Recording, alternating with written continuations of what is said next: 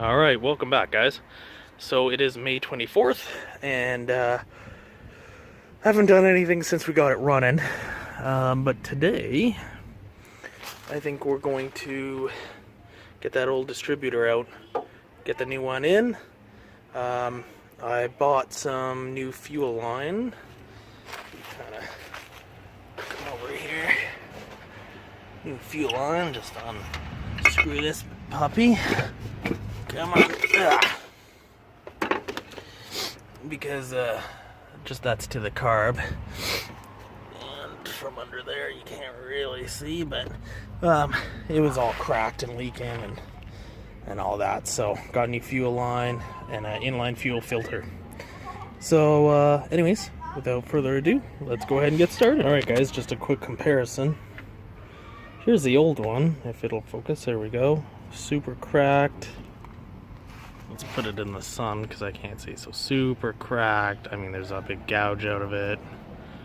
Everything's just kind of not good. And the new stuff with the filter and new little hose clamps. So we're gonna put that on there. All right. So that was a lot harder than I thought it was gonna be. So because of the fuel filter, I couldn't just snake my way up there. It was kinking.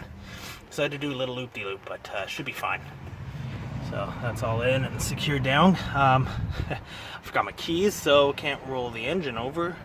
But I'm gonna go ahead and start taking out the spark plugs and all the cabling and whatnot, because I need to roll this over to top dead center.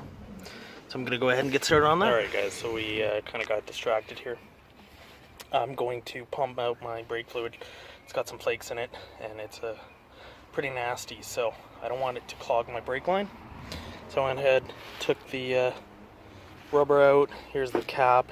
You can see it's pretty rusty inside. I've got this pump and what I'm going to pump it into. And so I'm just going to clean this up, get that fresh, make sure there's nothing bad in there. And then that way I can refill it with fresh stuff as well. So hang tight, we're going to go ahead and Alright guys, so I don't know if... yeah, you can see it's nice and clean in there now. And got the Bendix, the rubber Bendix.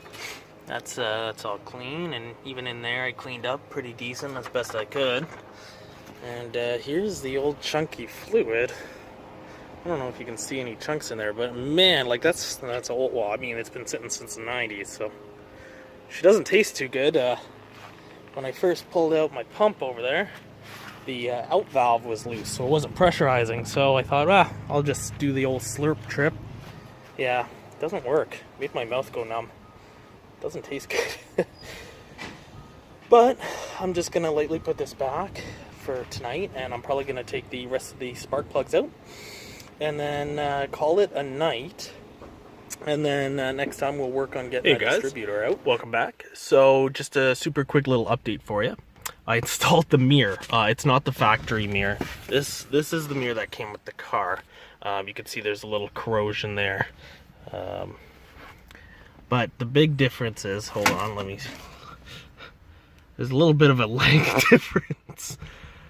So, you know, obviously, you need this because it's such a huge car. So why did I buy a smaller one? Well, if I take a look at this, so I think I've mentioned this before. It's the Continental dual lens car camera. So it's got the dash cam, it's got the backup camera, and it's a rear view mirror. Well, if I can open this with one hand, which, you know, knowing me, I can. So what that is, and I don't know if I ever showed you guys, but it's basically a strap-on rear mirror, and it's got the dash cam there, and then the backup camera. You can't really, you can kind of see it. If I maybe put it in the light, you can see the LED or LCD screen right there. So the big problem is I've got the dash cam there, and as you can see, it's just not going to fit. This stock mirror is actually bigger than this Occidental one, whereas this one actually fits over nicely. So that's why I had to replace it. So I just put the glue on, let it set for a couple minutes, and boom, we're in business. So I can go ahead and strap this on, and then I just have to wire it up, and it's good to go. So let's go from there. So this is obviously the replacement mirror. I don't have the backup camera just on yet. I'm just running the wires, and we've got power, and then we've got the backup camera. So I've just put it into the trim all along here, and it goes down in here. You see the wire there, because unfortunately I don't want to take apart the whole dash. So it goes there, runs along, comes up here through the steering column, and if I can just, here we go. So lighter, right? It's not hot, and this just plugs right in. Boom. Not a lot of slack. It's not in the way. It's not really intrusive. Didn't break anything. Nothing's permanent. Now the backup camera comes up through the trim and just kind of turns around. I'm not done. You can see it goes, and there it is there. So I'm going to bring it behind that and through behind the back seat through the trunk. But that's all I'm going to do today. Just thought I'd give you guys a little update. Here's the backup camera and LEDs here that I've got to put in. Other than that, I've just been charging the battery and put my license plate on and just kind of relaxing to some music. Got this puppy in. So anyways, guys, thank you. I don't know where I put that later. Oh well, I'll have to find it.